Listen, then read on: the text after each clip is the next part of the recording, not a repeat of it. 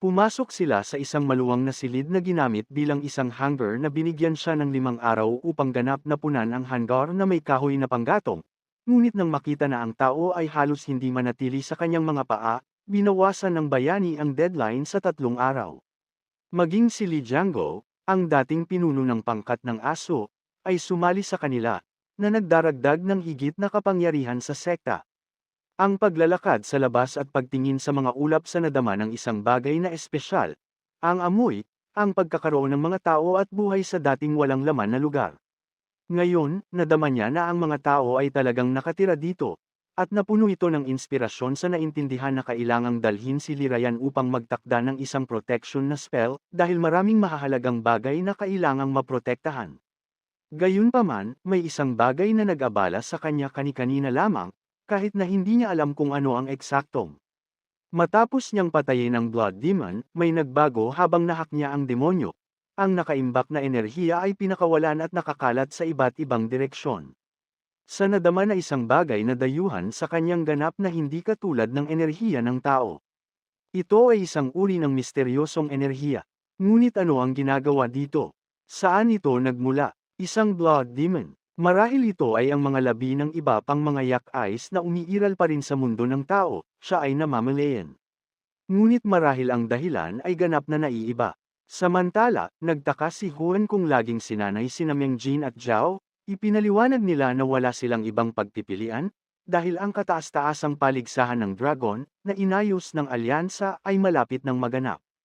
Ang mga masters ng modernong henerasyon ay nagtatagpo doon at nakikipagkumpetensya sa bawat isa, ngunit ang kanilang lakas ay hindi pa sapat. Napilitan silang sanayin hanggang sa pagkapagod. Kahit na naisip ng alak na sila ay may kasanayan, kaunti lang ang alam niya na sa lalong madaling panahon ay mahahanap nila ang kanyang walang halaga dahil ang kanyang martial arts ay lalampas sa kanilang mga kakayahan. Siguro binago ko ang iyong mga pamamaraan sa pagsasanay dahil kulang ka sa karanasan. Gayunpaman, ang tunay na dahilan ay ang eksklusibong martial art ng kanyang pamilya na pinag-aralan niya ay tinawag na Silver Moon Heart Sword Technique. Gusto niya siyang maging sword. Empress. Namangha ang young lady. Hindi niya maintindihan kung bakit siya gagawa ng ganoong hakbang, ngunit sa ipinaliwanag na nais niyang gawin siyang malakas upang may pagtanggol niya ang kanyang sarili hanggat maaari. Sa kanyang isip, naalala niya ang mga bangungot ng nakaraan nang siya ay nawala ng labis at wala siyang nagawa. Ayaw na niyang dumaan ulit. Sinabi ni Hyuan na hindi siya isang henyo, at walang halaga ng pagsasanay ang gagawa sa kanya, ngunit binibigyang diin na siya ay naging mas malakas na pasasalamat sa kanilang pagsasanay ng magkasama, kahit na hindi niya ito napansin mismo. Ipinagpalagay niya na ang pagkawasak ng enerhiya ng demonyo ay maaaring hindi sinasadyang pinakawalan ang mga labi ng kapangyarihan ng Yechi na mayroon pa rin sa mundo. Ngunit upang hindi pasanin ang kanyang sarili sa mga kaisipang ito, lumipat siya sa huwayan. Kung hindi ka naniniwala sa akin, patunayan ito sa kompetisyon. Sinabi niya sa kanyang isipan, na intindihan ni Yin na ang mga gawain ng mundo ng Yekhais ay hindi na siya nag-aalala dahil ngayon siya ay nabubuhay bilang isang ordinaryong tao. Gayunpaman, napagpasyahan niya na makilahok sila sa kompetisyon ng kataas-taasang dragon, at ang sekta ay tiyak na kukuha ng isang karapat-dapat na lugar. Alam niya na hindi kinakailangan na manalo o maganap muna, ngunit sa mga kalahok, maraming henyo, at ang tanong ay, kung paano talunin silang lahat. Natukoy si Mr. In. Ayaw lamang niyang talunin ang kanyang mga kalaban. Gusto niyang basagin ang mga ito sa alikabok. Kung hindi mo kinukuha ang mga premyo, masipa ka sa sekta ng bahay. Sinabi niya na ito ay higit pa sa isang ultimatum. Ang kanilang hinaharap ay nakabitin sa balanse. Ang masidhing pagsasanay ay nagsimula sa sandaling iyon, na aktibo ni Mr. In ang kanyang hindi kapani-paniwalang chakra at mahiwagang bilog na lumitaw sa paligid niya. Ito ang Void Control Art. Tiningnan ito ni Wayne nang may paghanga. Naramdaman niya sa loob ang kanyang sarili ang pagnanais na maging mas malakas ang mga mata ng Young Master ay nasusunog ng tuwa. Nagpasya siyang simulan ng pagsasanay ng buong lakas at walang pagkaantala. Sinimulan niyang ibomba ang kanyang mga kapwa Kansmen, pinilit silang lumaban sa limitasyon ng kanilang mga kakayahan, upang hindi sila makapagpahinga kahit sa isang segundo. Pagkaraan ng ilang oras, lumitaw si Lirayan, kasunod ng pagkakasunod-sunod ng Young Master, isa lamang ang naisip na sanhi ng kanyang pangangati. Ang mga taong ito ay nagsasaya sa alyansa sa Imperial Palace, at ngayon na kailangan nila ako. Nagpasya silang tawagan ako sa kanyang panunuya at nakakasakit na hitsura. Naisip ni Lirayan na hindi siya hindi isang lingkod dito, at binayaran nila siya wala. Hindi nila siya binili ng mga bagong damit, isang tunay na pagkabigo. Nang makalapit siya sa isang silid, nakakita siya ng maraming tao. Ang isa sa mga kalalakihan ay ipinaliwanag sa mga tao na kahit na nais ng lahat na lumahok, dapat silang makinig ng mabuti at hindi niya siya ulitin ang kanyang sarili.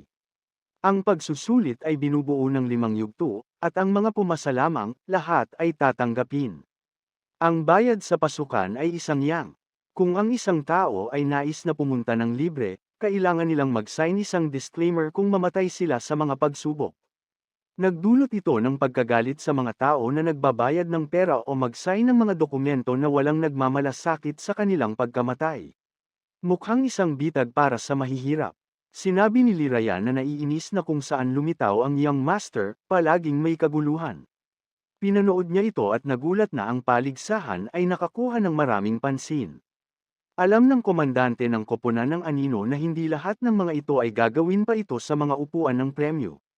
Ang mga gastos sa pagsusulit ay mababa, ngunit hindi bababa sa 70% ng mga kalahok ay tinanggal na sa mga unang yugto.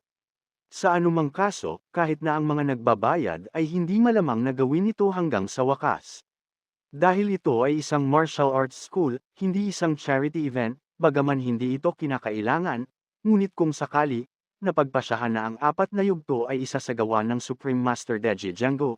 Halimbawa, ay dapat kumuha ng unang yugto, ang pangalawang kalibni at ang pangatlo at ika-4 ay ibinahagi bukod sa iba pa. Ipinaliwanag ng bayani na ang kompetisyon sa pagitan nila ay hinati ang mga lugar na tulad nito. Si Myungjin ay unang naganap, si Huayan ay naganap sa pangalawang lugar, at siya mismo ang naganap. Tila sa liren na ito ang naging sanhi ng pagkagalit. Dapat ay nagtatrabaho siya ng mas mahirap kaysa sa iba, ngunit sa halip, tila siya ay walang ginagawa. Gayunpaman, tinanggap pa rin niya na ang unang yugto ay nasa likuran niya. Kinuha ni Xiao ang pangalawang yugto, at ayon sa plano, ang bawat isa ay magkakaroon ng pagkakataon. Gayunpaman, hindi lamang ito pagsasanay, ngunit isang tunay na pagsubok. Binigyang diin ng bayani na ang mga ito ay hindi mga laro. Dapat nilang gawin itong seryoso at huwag hayaan ang sinuman na dumaan sa mga yugto ng walang tunay na pagsubok. Sa sandaling iyon, narinig niya ang isang tao na tumugon sa kanya ng mga salitang kuya. Si Lirayan, na naghahanap ng insulto, sa wakas ay lumitaw sa abot tanaw, malinaw na hindi nasisiyahan sa pagtawag. May sasabihin siya kay Mr. In tungkol sa kanyang mga aksyon, ngunit tila nahihirapan siyang magsimula ng isang pag-uusap. Tapos na ang lahat sa mga pormasayon ng kataas-taasang koalisyon. Handa na ang pagtatanggol. Ngayon walang makakasira dito. Sinabi ni Lirayan na medyo mainit sa gayunpaman, hiniling sa kanya na gumawa ng isa pang pabor at tiniyak sa kanya na babayaran niya ang hiniling niya. Inaasahan na ni Lirayan ang mga pahayag na ito nang walang kamali-mali, ngunit sinabi mo, wala akong talento para sa mga pormasayon. Bakit hindi ka makahanap ng iba? Sa sandaling iyon, lumapit si Huayan na may isang panukala na gumugol ng gabi ng magkasama at magkaroon ng ilang inumin. Gayunpaman, tumanggi ang guro, na nagsasabing maaari silang umalis ngayon kung nais nila. Nagulat si Lirayan sa pagbabagong ito ng mga plano, tinanong kung saan siya napunta pagkatapos na ipatawag sa kanya, at biro pa rin niya na iminungkahi na marahil ang malagkit na si Shaolin Monghe ay sasama din sa kanila. Ang direksyon ay naging talagang hindi pangkaraniwan, ang templo ng Polar Star, na kilala bilang Center of Justice sa mundo ng martial arts. Ito ay isang lugar kung saan ang mga nagpasya na umalis sa makamundong buhay ay nagpunta sa Buddha upang makahanap ng kapayapaan, o iniwan ang kanilang nakaraan at naging mga monghe. Ang templo ng Shaolin ay hindi lamang isang lugar ng pananampalataya, kundi pati na rin isang tunay na koleksyon ng mga mahiwagang kwento. Kinamumuhian ng young master ang Tathagata na sinasamba ng mga monghe ng templo na ito. Napansin ni Lirayan na ang In ay malinaw na hindi komportable sa lugar na ito, na idinagdag lamang sa kanyang panunuya. Hiniling ni Huang na ipaalam sa abot sa Mayenge na nakarating sila kasama ang isang kinatawan ng sekta ng Huang. Ang monghe, na naghintay para sa kanila ng mahabang panahon, magalang na binati ang mga panauhin at inalok na dalhin sila sa abad. Ipinapaalala niya sa kanila na kumilos ng tahimik at mapayapa sa banal na lugar. Sa malinaw na hindi makahanap ng isang lugar para sa kanyang sarili sa katahimikan na naghari sa templo. Di nagtagal, ang isang libro na may pamagat na sword technique ay lumitaw sa mesa sa harap nila. Nabanggit ng monghe na ang ama, si Juan ay higit na nag-aalala tungkol sa kapalaran ng lihim na aklat na ito at kung ano ang maaaring mangyari sa kanyang anak na babae. Mas mabuti kung maaaring bisitahin ni Juan ang kanyang ama ng mas maaga sa Young Master, ngunit sa kasamaang palad, napagtanto niya na hindi na ito posible sa pagkumbinsi na ang diskarte sa sword ng Silver Moon ay makakatulong sa kanila sa kanilang mga laban sa hinaharap. Ang pamilyang Wayne ay pinatay ng Blood Cult para sa pagsisikap na hawakan ang lihim na libro na naglalaman ng kaalaman sa diskarte sa panloob na enerhiya. Pinag-isipan ng bayani kung gaano kakaiba ang kadena ng mga kaganapan na ito. Tila sa kanya na ang Blood Demon ay natagpuan ng isang uri ng solusyon sa problema sa kanyang martial art, kahit na hindi ito kinakailangan isang pamamaraan ng panloob na balanse ng enerhiya. Alam niya, nagtataka kung bakit ang demonyong iyon, na may kapangyarihan na sumipsap ng enerhiya, ay sabik na master ang diskarteng ito. Bigla, dumating ang isang panauhin sa aming bayani. Siya ay isang matandang lalaki na may hitsura na radiated lakas at karunungan. Naramdaman ni Lirayan ang isang hindi kapani-paniwalang aura sa kanya, ngunit hindi niya maintindihan kung sino ito. Ang lalaki ay malinaw na isang mataas na ranggo. Ito ay ang Sword King, ang pinuno ng alyansa. Ngunit ano ang nagdala sa kanya dito? Halos hindi siya dumating sa ganitong paraan upang matugunan si Mr. In marahil ay nagkukunwari siyang hindi alam ang bayani, kahit na nakilala na nila ang isang nakaraang buhay, tulad ng kwento ng Blood Cult. Hindi malinaw kung bakit hindi alam ni Son ang hindi kasiya siyang insidente sa kataas-taasang koalisyon, o nalaman lamang matapos ang kamatayan ni James Knox. Gayunpaman, inamin ng pinuno ng alyansa na marami silang utang kay Lord Ino sa tuwing naalala ka ng aking kapatid na may ngiti, palagi siyang ipinagmamalaki ng kanyang mag-aaral, sinabi ng matandang lalaki na bayani.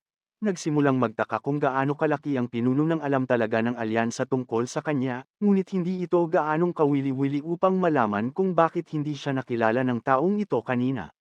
Nang ibababa ni Mr. In ang kanyang mga mata, nakita niya ang kamay ng pinuno ng alyansa na umabot sa kanya, na para bang iparating ang isang bagay na mahalaga. Clanhead ng Gungeon, nais na subukan ang lakas ng Young Master ng personal. Sa naintindihan na ito ay hindi lamang isang friendly na pagbisita.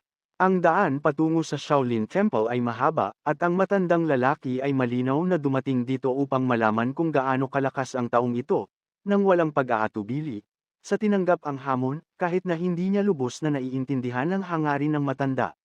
Nakipagkamay sila, nang huminga ang matanda, naging panahunan ang kapaligiran. Napansin niya na kahit nalampas sa mga diskarte sa swordsmanship sa nagkaroon ng isang perpektong katawan na maaaring maabot ang ganap na rurok ng mastery.